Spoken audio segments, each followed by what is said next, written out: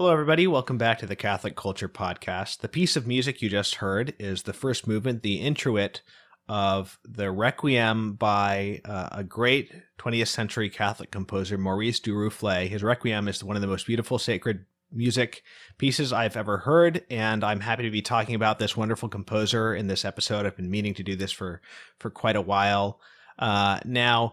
I'm not that connected in the world of sacred music, but I asked Dr. Jenny Donaldson, who is the host of a wonderful sacred music podcast called Square Notes, who should I have on to talk about Duruflé, and she recommended one Christopher Barry, and I was like, great, glad to have a guest. And then I looked at his bio, and I was like, wow, this guy has a really impressive career behind him and ongoing. Christopher Barry is an organist and choirmaster who has performed all over the United States and Europe. His international career began in 1993 when he served as an organist for the final liturgy of World Youth Day, presided over by Pope John Paul II. Some of his past posts include director of liturgical music at the Pontifical North American College in Vatican City, associate organist of the Cathedral of St. Patrick in New York City, and assistant director of music at the Basilica of the National Shrine of the Immaculate Conception in Washington, D.C. And Christopher is currently director of sacred music and organist at St. Stanislaus Oratory in Milwaukee, Wisconsin. And to top it all off, something I did not realize until I read his bio yesterday, one of his teachers was Marie-Madeleine Duruflé, the wife of Maurice Duruflé. So that makes him uniquely qualified to speak about this composer.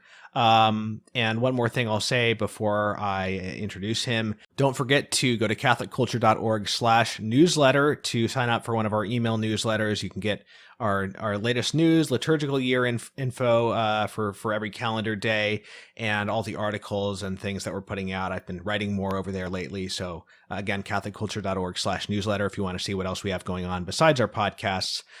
Christopher Barry, thank you so much for coming on. You're welcome. Thanks for having me. It's a pleasure to be here. Okay, so let's start with your personal connection. How did you end up studying with the widow of Maurice Duruflé, and what was that like? So the reason I was able to study with her is because I studied with one of her great American students, Jess Eschbach, Dr. Jesse Eschbach, who was my teacher during my undergraduate degree at the University of North Texas in Denton, Texas. So Jess had studied with Madame Duruflé quite a bit. He spent years in France studying with her. And then after he became organ professor at North Texas, he had Madame Duruflé as a guest artist for a semester in 1992, I think it was, which was before I was a student of his there at North Texas. But it was only shortly thereafter. So, the legacy of her visit was still very fresh. So, during the course of my undergraduate studies, as I was exposed more to French Romantic organ music, it became clear that, I should go to France and study myself. So he really arranged it. He contacted Madame Duruflé and set it up. In fact, the entire organ class at North Texas went to Paris on a class trip. And that was the first time I met her. I think that was the summer of maybe 1996. So I met her. Many of us played for her. I stayed on in Paris and studied with Marie-Claire Alain, who's another illustrious French organist, and Madame Duruflé during the course of that summer. So I didn't have an extended years-long contact with her, but I had that summer, and it was really it was life-changing, and it's something that I still think about and talk about to this day quite a bit. Just sheerly, after one has studied the music of Maurice Duruflé, her husband, Maurice Duruflé, who was so connected with the Church of Saint-Étienne-du-Mont in Paris. So just to enter that church where the lessons were was already profound in and of itself. It was also my first trip to Europe at that point. And then to go up to the organ loft, to approach the console at which he had played so often and at which she continued to play at that time was awe-inspiring in and of itself. And then to be able to sit and play at that console, to make sense of some of the indications, the musical indications that are in his score, to be able to physically put my hands where he had put his hands and where she put his hands, she put her hands, was just something that I'll never forget. Not to mention the comments that she gave me, which I still remember. And I was fortunate enough to be able to study the Requiem with her. And she made me understand that she didn't really teach the Requiem very much. So I know that I'm not the only one to have studied that with her, but I think one of the few who've had the privilege of working on the organ part, the organ accompaniment of the Duruflé Requiem with Madame Duruflé. Wow, that's great. Yeah. Would you mind giving an introduction then to Maurice Duruflé and his music, his life as a Catholic sacred music organist and composer? Yeah, Maurice Duruflé was born in 1902 and lived until 1986. He was born in Normandy and really a product of Normandy. Probably the single most important decision that his family ever made, as it turns out, was to send him to choir school, one of the only remaining or open choir schools in France at that time, at the Cathedral of Rouen. I guess I might say a word about what a choir school is, or what a choir school was at that time. So, before the French Revolution, the country was replete with choir schools. So, as I understand it, most cathedrals in France, and indeed in Europe at that time, would have had schools attached, which were normal schools to educate boys, but also specialized in musical training and specifically vocal and choral training, so that these boys formed the treble part of the choir. So this is where the tradition of choirs of men and boys comes from. Those choir schools, as you might imagine, along with many other institutions, were closed at the time of the Revolution. And throughout history, sometimes, sprang back up again, but then were suppressed. As I understand it, at the end of the 19th century and turn of the 20th century, the Cathedral Choir School in Rouen was the only one open in France. And so it just so happened that the Duruflés lived in that area. And so dropped young Maurice off unexpectedly on Easter Day one year. And so he became immersed in this liturgical and musical tradition of the cathedral in Rouen. And so we're talking right about the year 1910 or so. And so he grew up the next several years as a chorister through the First World War, as a chorister in the choir school, as a student in the choir school, while studying piano, while beginning to study the organ. It was an intensive music training that young students would get in these choir schools. So it wasn't just singing for the services, but it was learning lots of music theory, lots of the science of music harmony. And he became, as you might imagine, the standout music student, so much so that he began to catch the attention, of course, of his teachers, but also teachers from the Paris Conservatory, which, as you might imagine, is and still is the most important musical establishment in France. There were faculty members there who would visit Rouen for one reason or another, and they became aware of Maurice Duruflé, and so invited him, in the course of time, to study with Parisian musicians, which was, of course, quite an honor for a young student from the provinces at that time, as Duruflé was. So then he made his way into Paris to begin his studies. So I've already said a lot about his background. I don't know if you want me to continue or if you have some questions already at this point. No, you can keep going.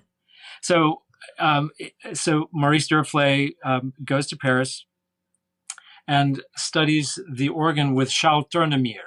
And Tournemire, that's Tournemire. Tournemire was the organist at Saint Clotilde, which was a very important Parisian church.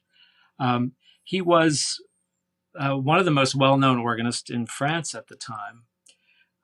Many church musicians, especially organists, will know him for his series of compositions called L'Orgue Mystique, the mystical organ.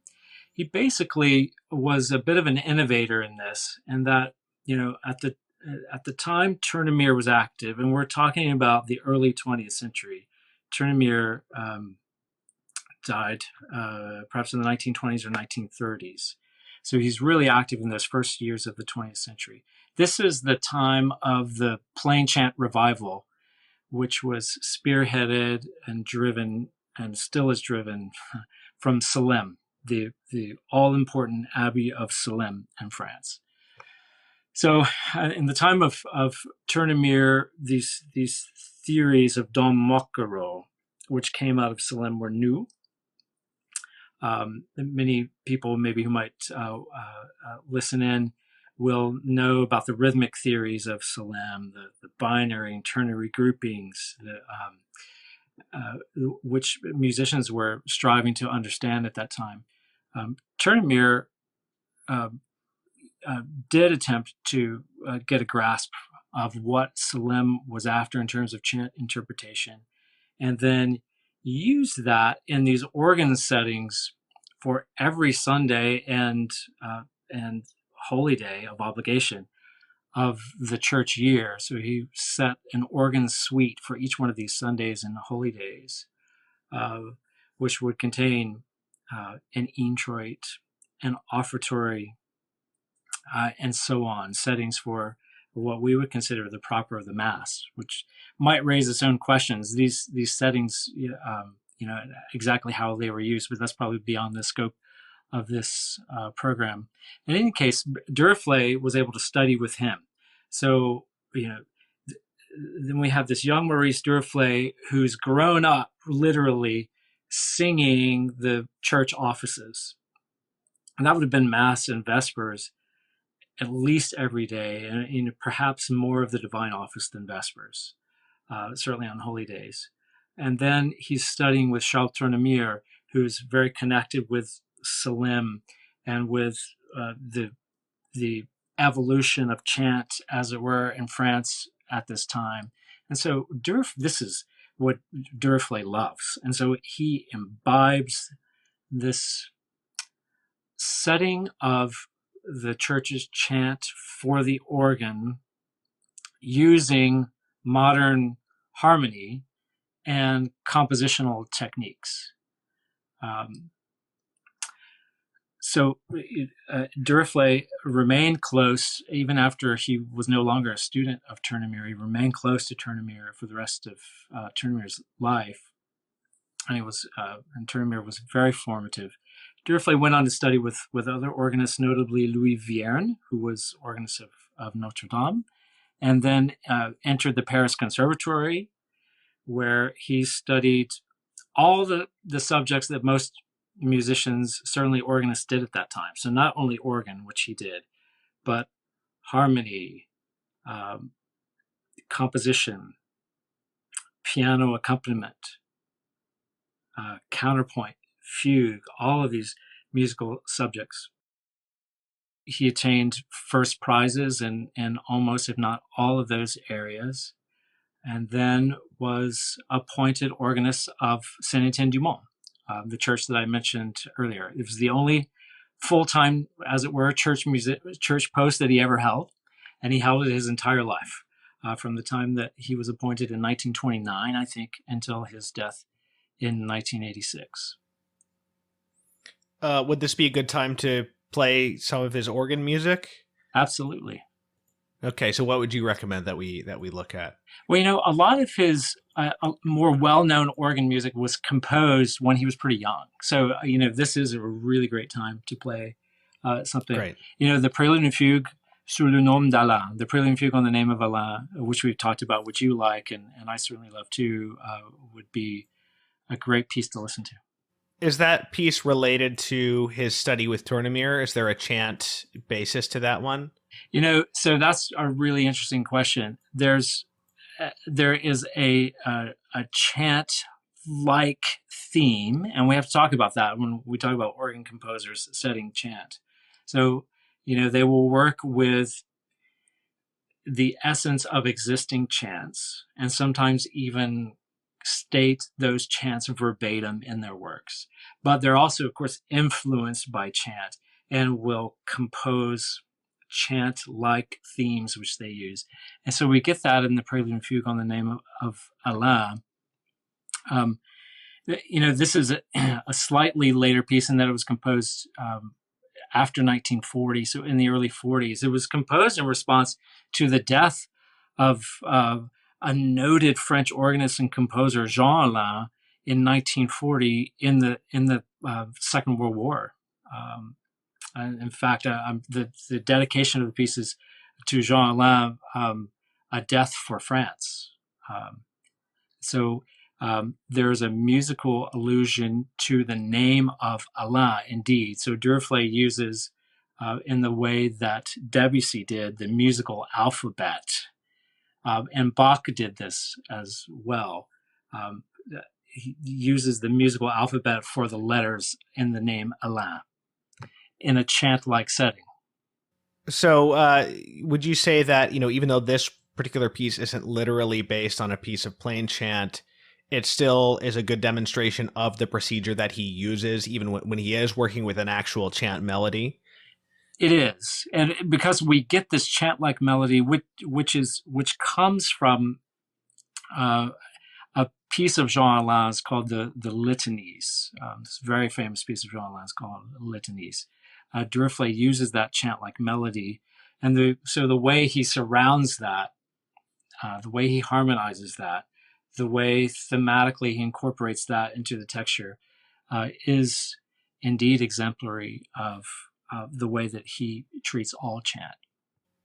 Okay, great. So let's listen to the Prelude and Fugue sur le nom d'Alain, Opus 7. Duruflé really did consider that, I think, his best organ piece.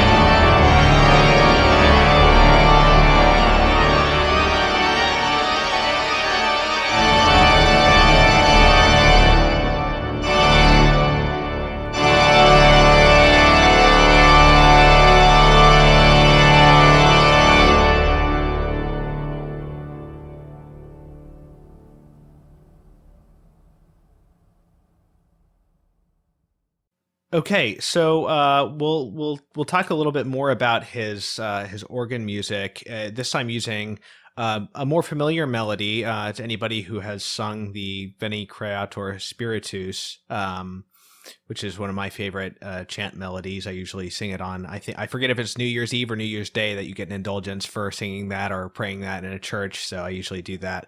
Now we're hearing him do an actual chant melody. And what is there to say about this piece before we hear it?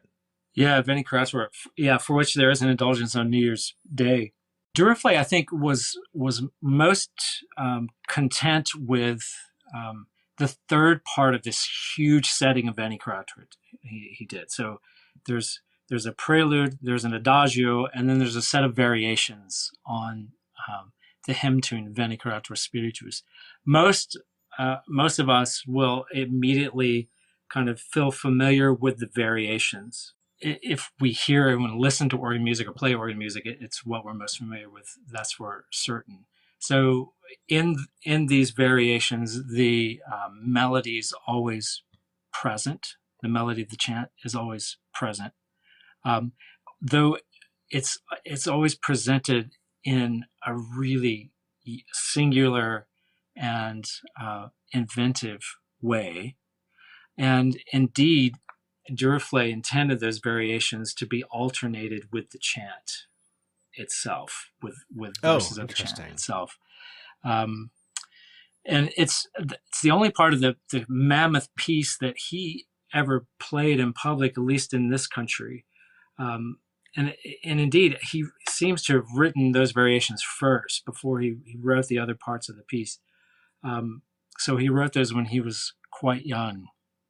So it's a way, yes, with a melody that's familiar to us, we can kind of get familiar with how he set chant, and kind of makes us wonder how amazing his improvisations must have been. Yeah, because we haven't mentioned improvisation yet, but especially at that time, and it endures to this day in France. Improvisation at the organ was really the bread and butter for what the organists did on a weekly and sometimes a daily basis. There were organists who, hardly ever took a sheet of prepared music to mass. They had the Liber Usualis, so the church's chant book, open on the music rack, and they improvised on these chants. And so, do you have any sense of why the tradition of improvisation in so-called classical music continued in the organ world after it disappeared? Because in the past, classical musicians could improvise, and certainly in the day of Bach, you weren't really considered a complete musician unless you could improvise. And so, why do you think that persisted in the French organ school when it dropped out for various reasons? I don't even know why in the rest of the sort of the Western. I think it's because of the liturgical duties of the organists in France. I don't know how much your listeners might be aware of what happened and what still happens at even large parish churches in France, but there are usually two organs. So there's the grand orgue, the main organ, the big organ, usually on the west wall, as we would be familiar with in the organ loft. And then there's a choir organ, which is usually somewhere around the sanctuary and is indeed used for accompanying the choir or accompanying some of the congregational singing.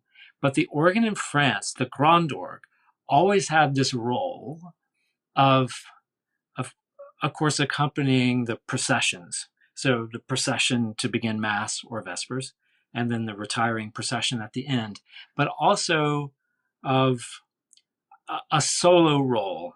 So, for instance, after the offertory chant, after the chant of the offertory proper, it was historically then the role of the grand orgue, the big organ, to comment upon that chant. Some organists did that by playing pieces, certainly, but for the most part, especially in the time of Duruflé, organists were, as a direct result as well of the Salem chant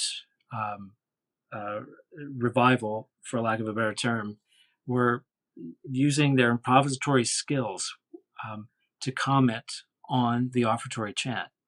They had, the French organists especially had these skills because they continued to be cultivated, especially at the Paris Conservatory, at even the smaller conservatories. But in those days, in the late 19th century, in the early 20th century at the Paris Conservatory, the main part of an organist studies involved and centered around improvisation.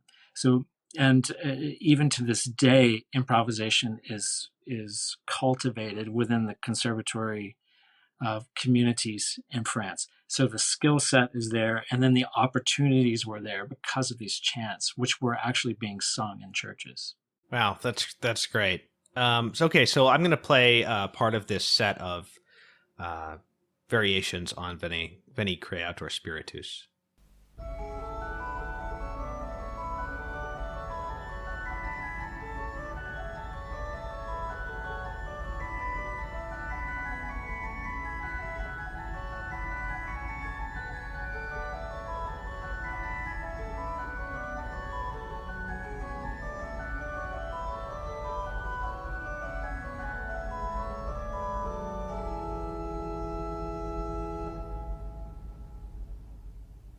Okay, so I mean, when we're talking about Duruflé's adaptations of chant, this is kind of the common thread between so much of his music in different, for different forces. He's probably more famous for his vocal music, and particularly his Requiem and his motets, but this is something that they share in common. So, yeah, what is there to be said about this kind of this approach? I mean, how much?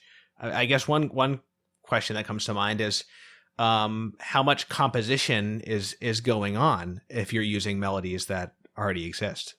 That's a great question. For Duruflé, an improvisation was an unwritten composition.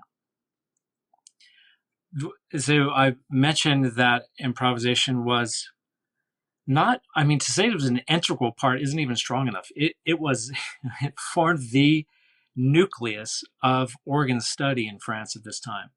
And when I say organ study, I'm talking about hours spent certainly practicing every day, but then hours in organ class multiple times a week, hearing student improvisations, commenting upon them, then improving them. And, when I say improvisation, there's everything from free improvisation to the famous Fugue d'école, the school fugues, which were taught at the Paris Conservatory. So there were formulae that were taught for improvisation, which were really scholastic and really intellectual. So that, many times we think of improvisation today and we think of, someone just noodling, as it were, at the instrument. But that's not at all what we're talking about. We're talking about this French, and it wasn't only alive in France. It was certainly alive elsewhere in Europe, and notably in Germany. But this French tradition of improvisation was stylized, was very specific, was curated, as it were, to be intellectually acceptable as a composition. In fact, Duruflé's teacher, whom we already discussed, Charles Tournemire, recorded some of his improvisations towards the end of his life in 1929 or 1930, I think. And years later, Duruflé transcribed those improvisations, and the French could feel comfortable doing that. And when I say transcribed, I mean he listened painstakingly back to the records and then wrote them down. The French could feel comfortable doing that because they could improvise so well, so flawlessly. Surely there were times when they might do something on the spur of the moment, which they wouldn't do if they had the time to think about it and put it on paper correctly. But those would be small things. This skill that we're talking about is really profound, and Duruflé practiced it by all accounts, as well as anyone ever did in France. Okay, so at the very beginning of this episode, I played the first movement of Duruflé's famous Requiem, and this is one of his pieces based on the original chants, but with quite a lot of other things going on in the orchestration and the harmony and counterpoint, and I think still to this day, the best classical concert I've ever been to was a performance of the Requiem. It was my first time hearing it. They did the Requiem and the four motets at St. John the Divine here in Manhattan, and it was just stunning. And there are a few versions of this too, right? There are three different versions for different instruments, right? That's right. So I remember as a student at the University of North Texas, I remember Jess Eschbach, my teacher, whom we discussed earlier, coming to a performance that we did in concert of the Duruflé Requiem. And, he had studied with Madame Duruflé. He himself had accompanied the Requiem. And, he said to me afterwards, he said, I arrived, sort of late in traffic, and I'd forgotten what a profound experience this Requiem is.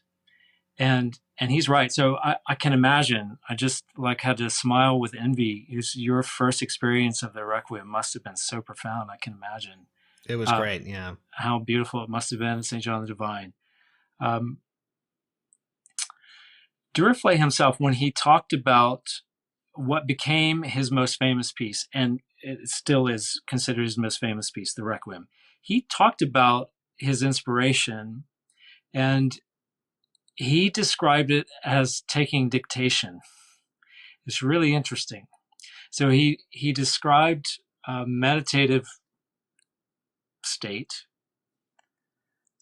achieved, according to him, only after sort of painstaking theoretical work on the writing of this Requiem. Then, through meditating on the themes, the musical themes, but also the liturgical themes of the Requiem Mass, this is when he describes this transcription this dictation. In other words, hearing the music and just writing it down. He wasn't even, at times he said, aware of what he was writing. It was just coming to him. I think most listeners would agree that it's absolutely inspired music. There's no doubt about that. And certainly that comes from not only Duruflé's profound musicianship and skill, but also his spiritual life. I mean, we know that Duruflé and Madame Duruflé were really integrally, profoundly Catholic souls, practicing Catholics. Madame Duruflé was a daily Mass attender. I haven't seen that addressed with Maurice Duruflé, so I don't know whether he was or whether he was not. I can attest to seeing Madame Duruflé at a daily Mass in Paris. I can attest to having seen her singing some of the French songs at Mass, and certainly she played for countless Masses in her life. So the Duruflé Requiem, leaps out of this wellspring of piety, spirituality, informed by his years in the choir school at Rouen, when he would certainly have been intimately familiar with the chants of the Requiem Mass, which he used verbatim for much of his Requiem setting. And that sounds, perhaps to people who haven't heard the Duruflé Requiem, almost even pedantic. Oh, well, okay, so he harmonized the chants. But no, it's so much more than that, as those of us who know the Requiem can attest.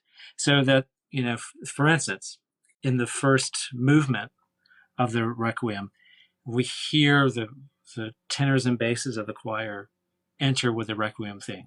Right? Requiem aeternam.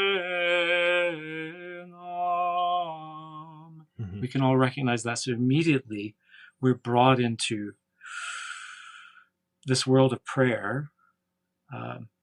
But that theme comes in after having been set up in another tonality. So that theme comes in F, as it were, and that's where the chant is set, in F major, as it were. But the organ starts out, or the accompaniment starts out, if it's orchestra, in D minor. And this bitonality, this polytonality, that's when a piece really functions in more than one key. It comes from Tournemire, comes from his teacher Tournemire. It's one of the techniques that he picked up from Tournemire, which I referenced earlier. As the piece continues, the melody, the chant melody, is not always in the voices.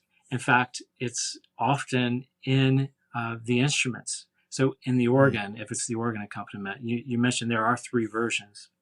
There's a version for organ alone, for organ and instruments, and for orchestra, basically, for full orchestra. So there are times when the instruments carry the melody and the voices are accompanying, which is in and of itself a bit innovative, particularly for some choral conductors who have the idea that, the choir should always take precedence. There are times when the choir is accompanying in the Duruflé Requiem and the instruments are carrying the melody. So this, through every movement, the chant of the Requiem forms the theme, or the themes that are used of the Requiem. Would this have been intended for actual liturgical use? It's a really great question. And this is a matter of some debate in our sphere. So the first performances were all concert performances.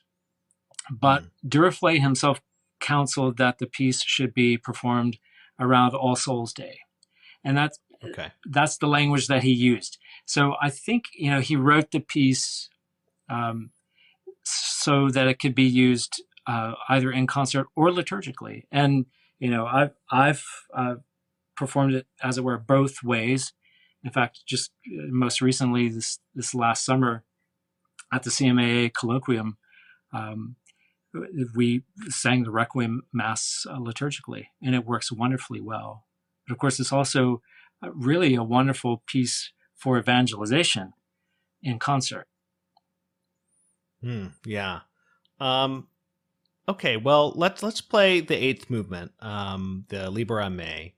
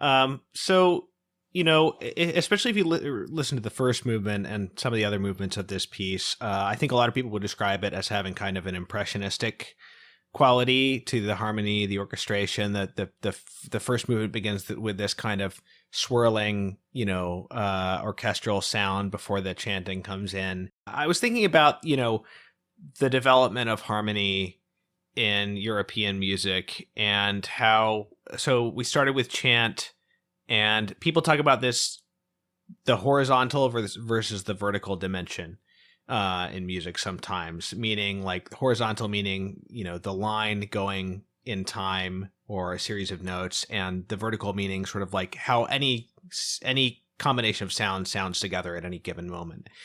And the development of harmony initially comes out of this horizontal kind of putting multiple melodies together. It's not so much about like a chord or like a static harmony.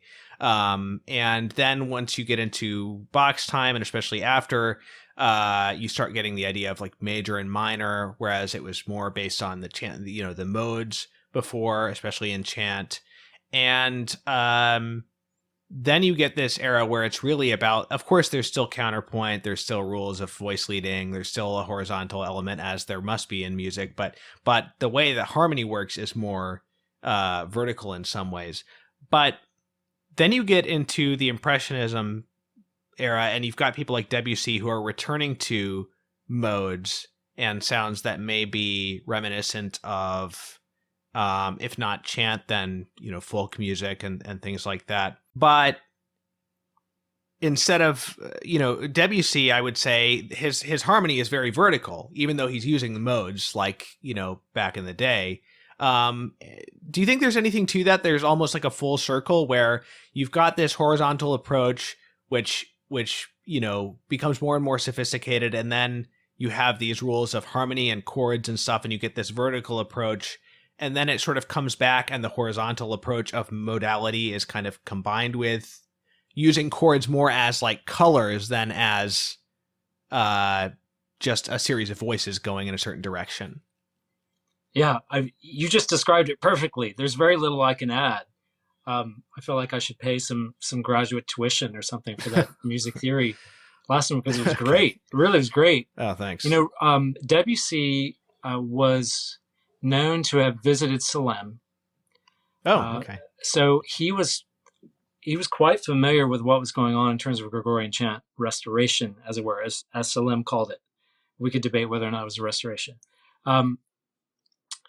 He was very aware of it. So modality, and one of the primary influences of chant upon Debussy was the idea of modality, as you just described so well. And when we think of modality, yes, we think of the horizontal. For instance, we're talking about Palestrina, just fleshing out what you said a little bit. Those composers wrote a beautiful horizontal line, and then another beautiful horizontal line, and they lined up. As you so well said, at the time of Bach and the Baroque, composers started to think about, okay, what chord is going to be on beat 1 of this measure versus beat 2, and so on. It's almost, composers always have a difficult time, especially composers today. But it's a problem not just unique to today. It was already being felt by Debussy, by Dukas, who was Duruflé's composition teacher, and by Duruflé himself. That sort of standard compositional practice had kind of almost covered everything, as it were.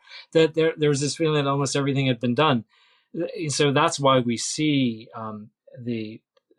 frankly, some of the absurdities of composition in the 20th century as we get into the 12-tone system and atonality and things like that. It's just composers searching for, something unique to say, as it were. For Debussy, that uniqueness was achieved through the use of modality. He was inspired by the church modes. But unlike Palestrina, who used modality horizontally, yes, he Debussy developed this system of using them vertically, and Duruflé was certainly inspired by that, directly inspired by that. And so we see in Duruflé, I see a dichotomy, because we see stemming from this his use of chords for their color, as you so well described, for their particular sound, breaking compositional rules, as it were. So, unresolved sevenths, unresolved suspensions, unprepared suspensions, for the musicians out there, that sort of thing. Whereas we also see, unless I'm mistaken, I'm remembering Duruflé writing one time that, for instance, the chant accompaniment should be compositionally rigorous, in other words, in terms of his voice leading. So, and that would say to a musician, okay, we're using functional harmony in the style of, or at least inspired by Bach, so that all voices are led correctly and resolve correctly. He was trained in improvising fugues, so indeed, it has to be in there somewhere. Indeed. And so that's why, some of us have said, to have heard, certainly, again, in his compositions based on chant, we see the compositional rigor. But to have heard Duruflé accompany chant must have been a hair-raising experience, because he would have brought on all of that compositional rigor to bear, combined with this sense of color, which some have called, musical impressionism, as you say, from Debussy. Yes, and that's one of his. It's not really unique, because again, he picked it up from his mentors, right? And he's certainly not avant-garde in doing it. At the time that Duruflé is, of course, writing chant-based music, granted, accompanied with bitonality and impressionistic harmonies and that sort of thing, you have people writing, quote unquote, compositions for anvils and airplane engines, and so right. So in the context of the time, this is not really radical, even if it might be a little bit more so in the context of church music. And it's also like what you say, in terms of the church, is so true, because just one anecdote from Duruflé's life is that when he was a student of Louis Vierne, and again, Vierne was organist of Notre Dame for years and years, Notre Dame Cathedral in Paris. So Duruflé was Vierne's student, and also would substitute for Vierne at Notre Dame. So he played quite a bit there. The clergy did not like Duruflé's playing. And there were probably several reasons for that, but one of the reasons that I've seen given is that the clergy considered his playing too modern. Right. It's just interesting thing to think about Duruflé, coming up in this very ancient context of music education as a boy. When I had Carrie McCarthy on to talk about Thomas Tallis, she described in detail that old, model of the boy choristers being educated and just being completely immersed in this sacred music and worship every day. So he's involved in that, and then he goes to the Paris Conservatory, which I imagine all sorts of up to date harmonic techniques were being taught, and as well as the fugue and things like that. So yeah, and he in his life as a composer and as an improviser, I'm sure, combined those two elements of his upbringing pretty much perfectly. He said, again, of his experience as a chorister at Rouen Cathedral, he said that his vocation as a church musician was born during those liturgical offices while he was a choir boy at Rouen. He fell in love with it and never wanted to give it up, which was a reason he had a lot of difficulties at the time of Vatican II, which is another story. But then he was able to combine that love of an appreciation for and expertise in chant with this, as you say, this very modern concept of harmony. Did his career suffer in the Vatican II era, or what are you referring to? So in France, and I think it's difficult for those of us who were born after Vatican II and don't, we don't remember the preconciliar church, as it were, at all. In France, especially, it was a very turbulent time in terms of immediate change in many parochial circumstances, which was at least attempted to be affected overnight. And so this was the case for Duruflé at his church, Saint-Étienne-du-Mont, when we have a sense that there was, the Constitution on the Sacred Liturgy in 1963, and then the Novus Ordo Missae 1969 or 70, whenever it was, and then everything changed overnight.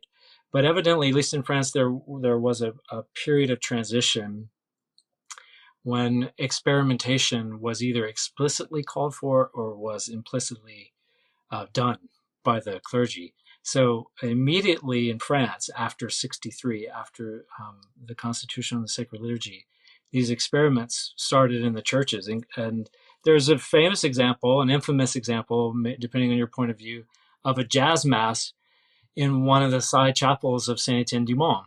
You can imagine the stature of someone like Duruflé and Madame Duruflé and their piety. So this jazz mass was in a side chapel, but they were there, and it was evidently quite, at least in their view, inappropriate. And so a shouting match ensued, and some say more than a shouting match. There's no documentation of any physical altercation, but there was at least a shouting match between Duruflé, whose wife was very upset about what had gone on, and the priest who had celebrated the mass. So there was this sense that all of a sudden everything Duruflé had loved and worked for his whole life was being jettisoned. So that the chant of the church, the Gregorian chant, was being thrown out, which it was in France for a long time. And also the role of the organ was diminished, and quite deliberately so. I think that at the end of his life, remember he died in 1986. His last major piece was written in about 1966, the Messe Cumubilo.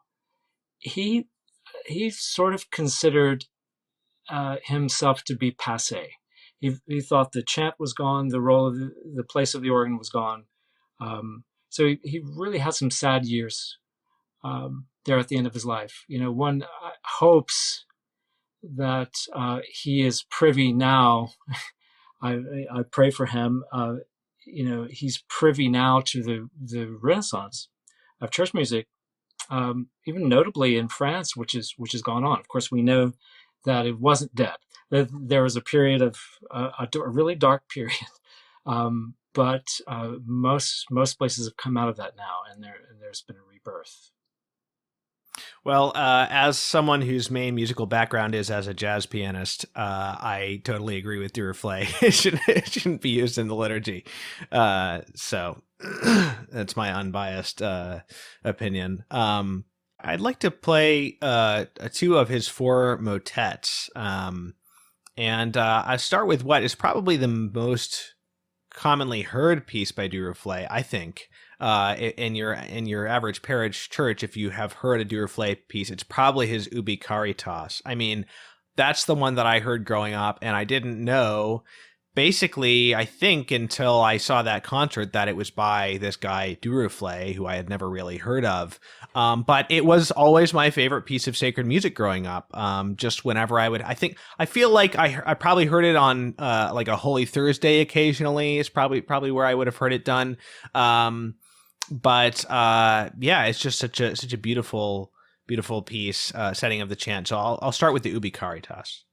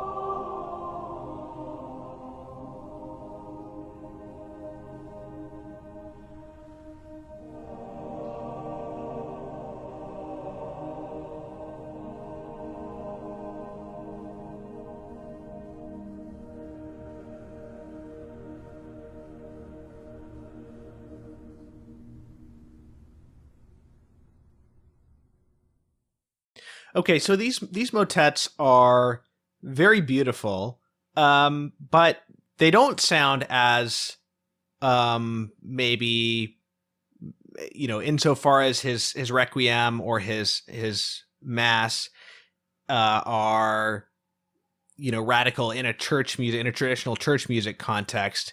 These sound less sort of distinctively. I mean, they are modern, but they don't sound as sort of obviously impressionistic, for instance. So what do you think is the difference between these and the orchestral masses in the context of sacred music style and history? Yeah. So the masses, the Requiem Mass and the Miscommuto were meant to be occasional pieces, right? And maybe even, as we've said, maybe even concert pieces, with all of the time for preparation and everything else that would entail. I think not a lot of details are known about the genesis of the four motets. So this is these are my opinions. I think these are more intended to be kind of everyday pieces, like war horses in a choir's repertoire.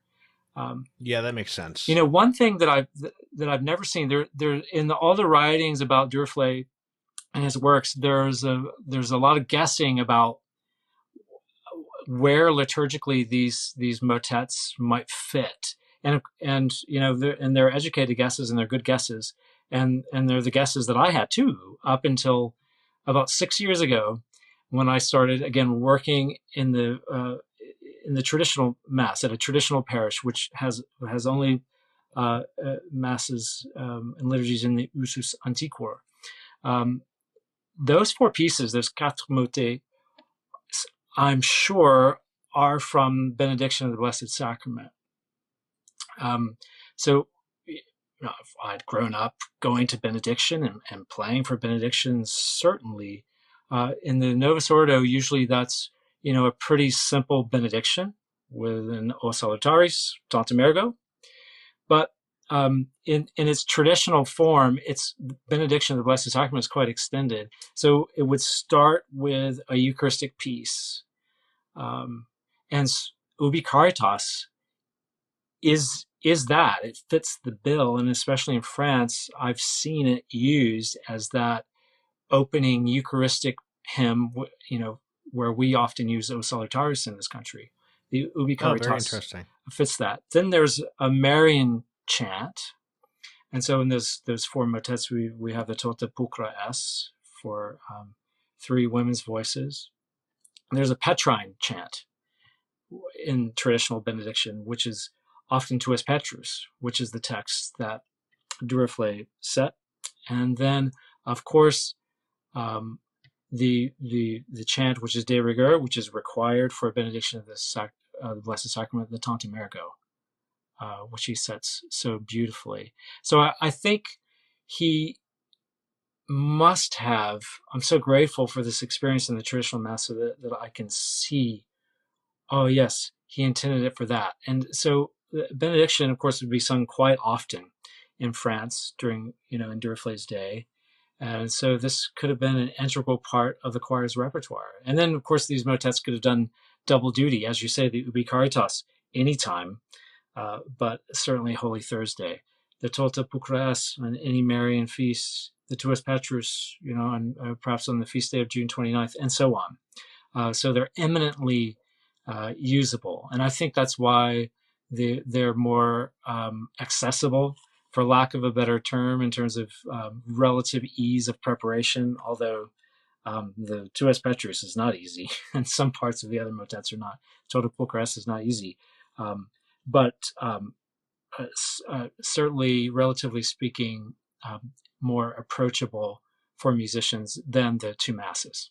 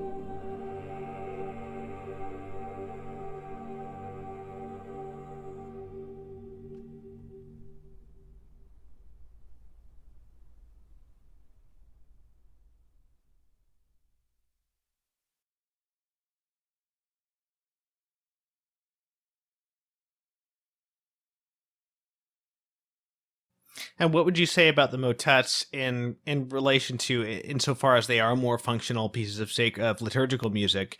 How do they connect to the developments in liturgical music, and particularly the church's guidance in liturgical music in the time of and just before Duruflé's lifetime?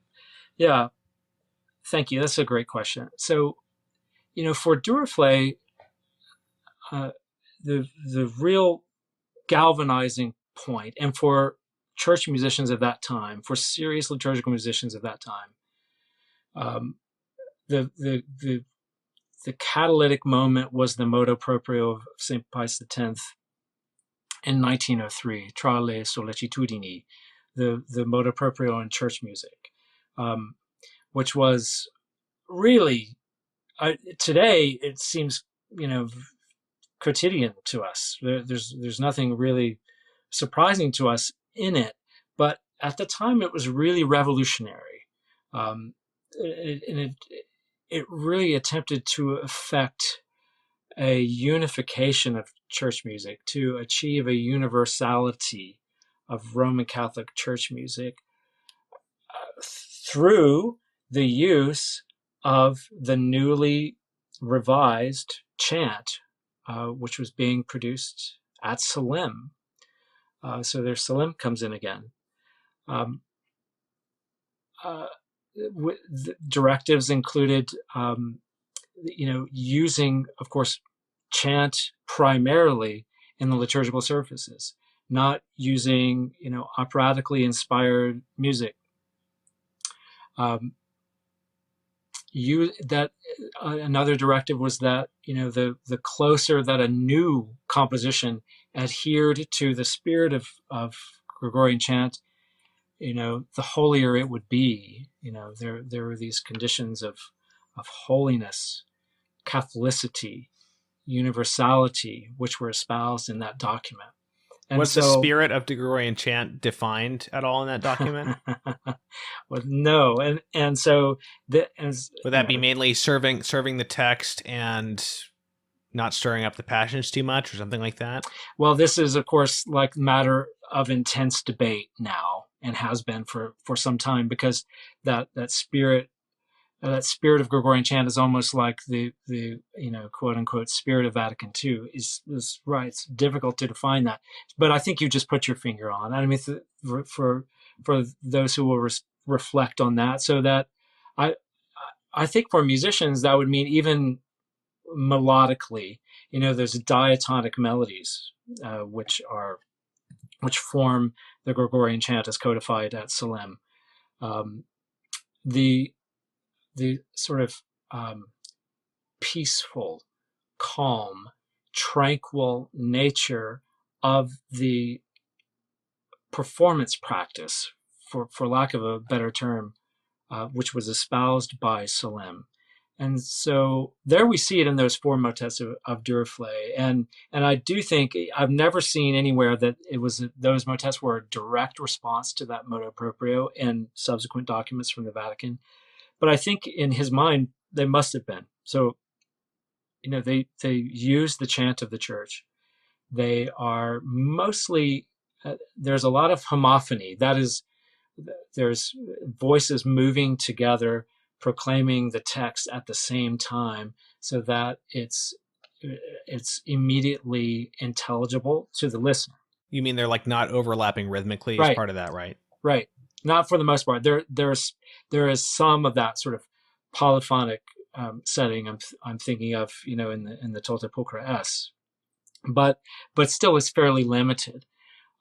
So yes, I think that was in addition to setting the pieces, quite simply, as it were, in his own style, to be practical. There's also that response to the motu proprio.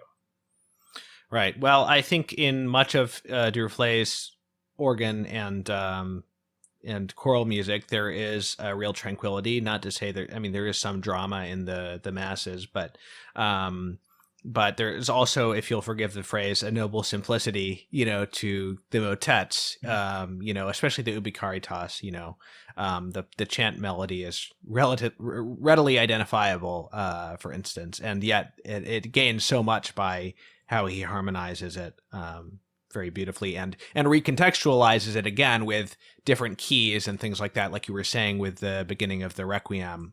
Right, that's right. And so when we contrast that with the very dramatic moments of the Requiem, and even some dramatic moments in the Mes Cumubilo, in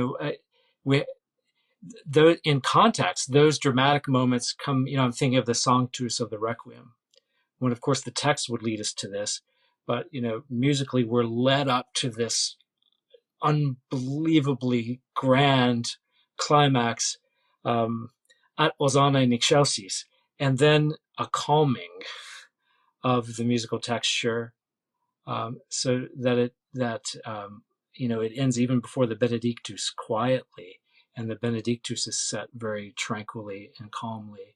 And we see that at other moments in the Requiem too. I think, obviously he was inspired and responding to the text. Also, if you're thinking about concert performance, and if he's thinking evangelistically about it, and this is my supposition, but he may well have been, that's enough to thrill an audience, while at the same time then bringing us back to this contemplative atmosphere, which I think was quite intentional on his part. Well, is there anything else we should say about Duruflé before we wrap up?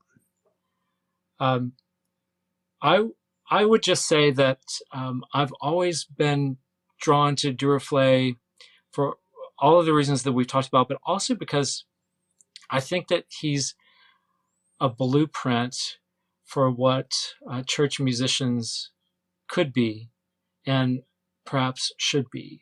And I think this is, exemplified in that last major composition of his, the Mes Cumubilo, in which he sets the Cumubilo Mass, Mass 9 in our current Liber Usualis, which is appointed for Marian days, so that it's very recognizable by a unison choir of men with his modern harmonies, but it's completely usable liturgically in the Novus Ordo.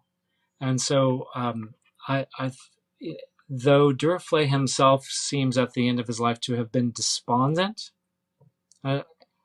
perhaps, maybe that's too strong, about what had happened to church music at the end of his life, and perhaps about his legacy, and maybe worried about the future.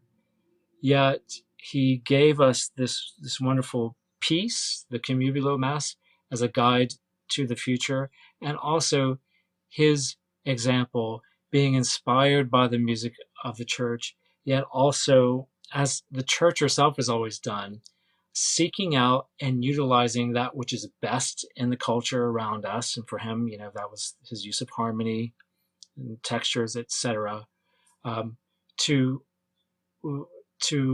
constantly clothe the tradition in new vestments, as it were, which are still redolent of the sacred and the profound. So I think in that way, Duruflé is a real example, and there's a lot yet to be written about him and how his examples and his pieces can be used today and in the future, I think.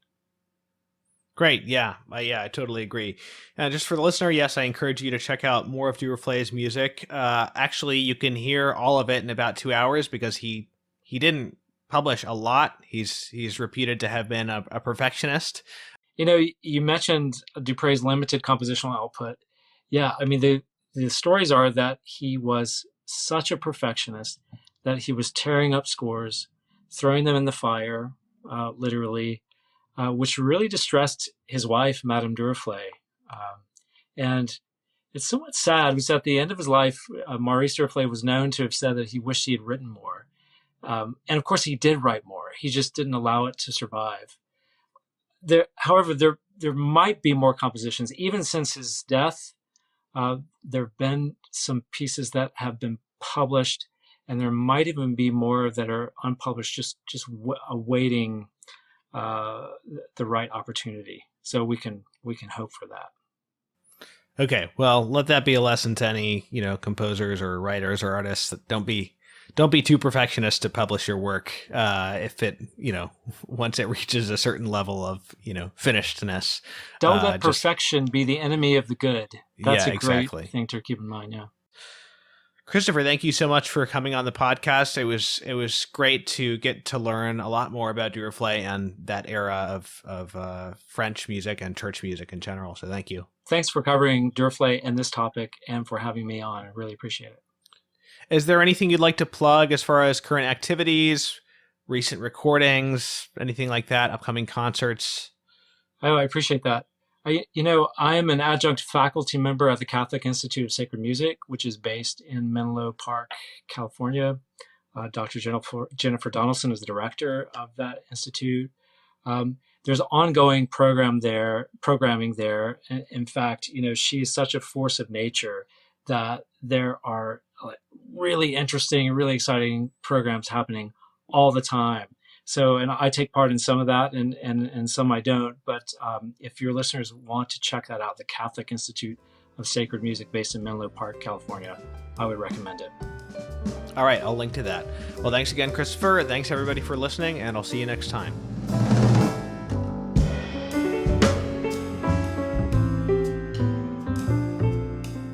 The Catholic Culture Podcast is a production of CatholicCulture.org.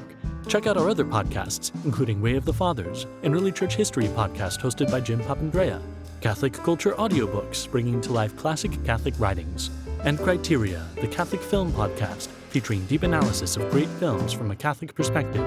You'll find all of this, as well as Catholic news, commentary, liturgical year resources, and much more at CatholicCulture.org.